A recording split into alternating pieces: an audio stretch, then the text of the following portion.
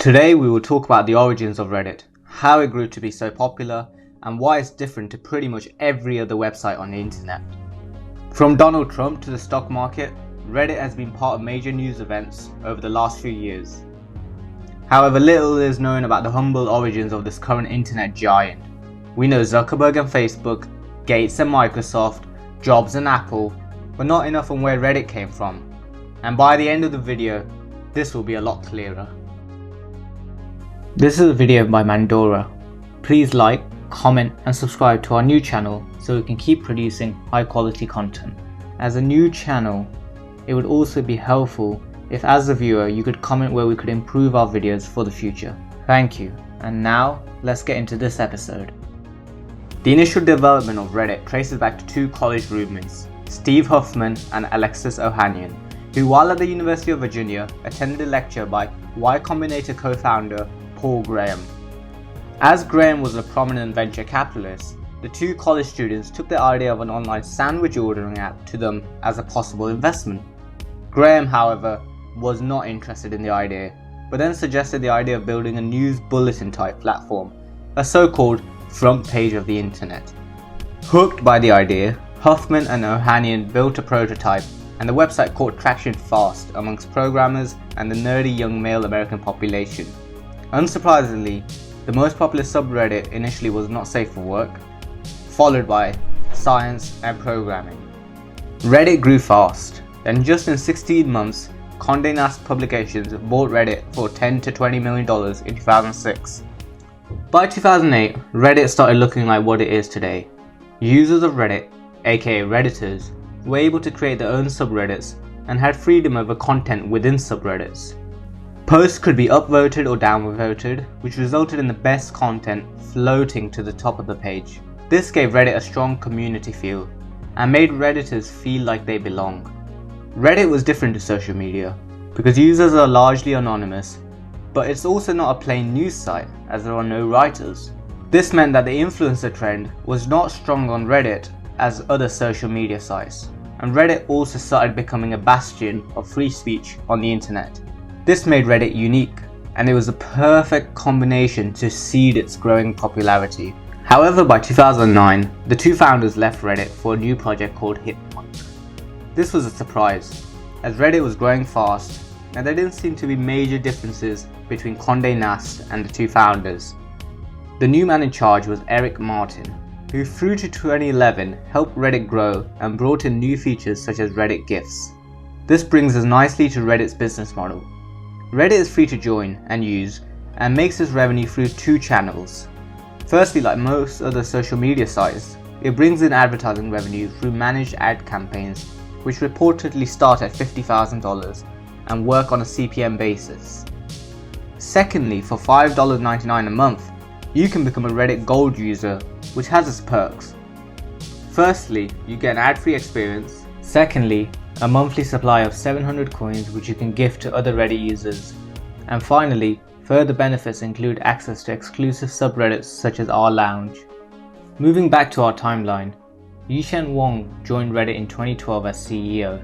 Wang was credited by the two founders for growing Reddit substantially, from 35 million to 174 million in his 2 years at Reddit. Wang left in 2014, citing the stressful nature of the job.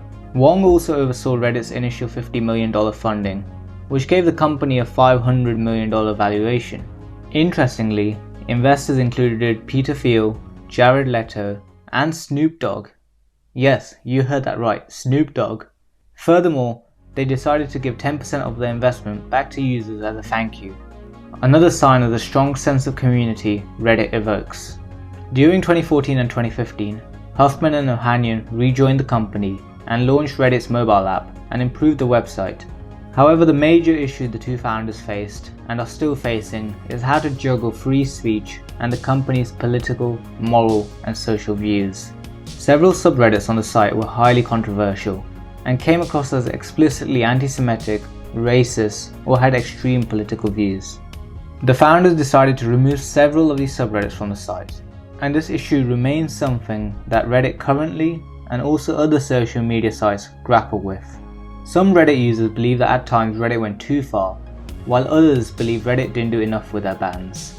Reddit's head of community, Jessica Moreno, responded by saying, "Our goal is to enable as many people as possible to have authentic conversations and share ideas and content on an open platform.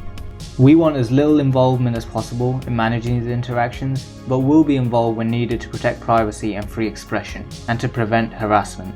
We will ban subreddits that allow their communities to use the subreddit as a platform to harass individuals when moderators don't take action. We're banning behavior, not ideas." Through to 2019, Reddit continued to grow while debating how to manage controversial subreddits. A major milestone was when Chinese digital giant Tencent invested $150 million into Reddit, which worried users further as they were concerned that sensitive Chinese political topics could be censored. Reddit users protested by making posts about Tiananmen Square and Tankman, the most upvoted on the site. During 2020 and 2021, however, is when Reddit really became vastly influential and started affecting reality. The George Floyd protests in June resulted in Reddit becoming more aggressive in deleting subreddits and banned approximately 2,000 communities. A lot of the communities were on the right side of the political spectrum, such as pro-Donald Trump or anti-transgender communities, which resulted in the media condemning Reddit for violating the right to free speech. In January 2021, Reddit banned another popular pro-Donald Trump subreddit after suspicion that the subreddit had influenced members involved in the storming of the United States Capitol. On a lighter tone, the recent GameStop short squeeze was also seen to be organized on Wallstreetbets, a popular financial subreddit where users post investment ideas and stock market memes. This really brought Reddit's attention from the general media and led to a flood of new users. The site currently has 430 million monthly active users and over 100,000 active communities, with 25% of all adults in the US using the site. The valuation of the company, however, is still at a relatively low $6 billion, as it isn't monetized as heavily as other social media platforms, as well as not being profitable currently. As Reddit ventures forward, it will be interesting to see how the site maintains a strong community aspect, which dates back to its nerdy programmer users, to now being a giant on the internet with truly mass market appeal. That's it for today's episode.